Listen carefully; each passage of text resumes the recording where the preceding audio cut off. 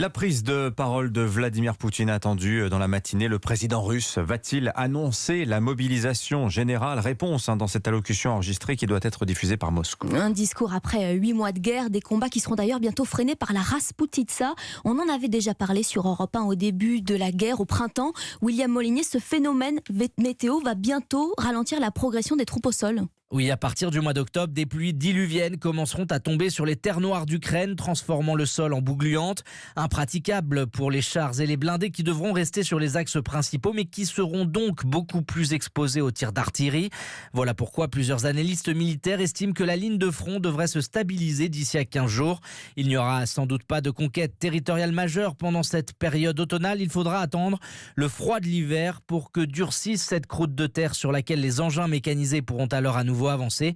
D'ici là, pour les Ukrainiens, la ville de Liman, dans l'Est, apparaît comme stratégique. S'ils parviennent à s'emparer de ce verrou tenu par les Russes, ils pourront alors espérer les attaquer par le flanc droit et les encercler. De leur côté, les Russes vont très certainement profiter de ce temps de pluie peu propice aux grandes manœuvres pour régénérer leurs forces.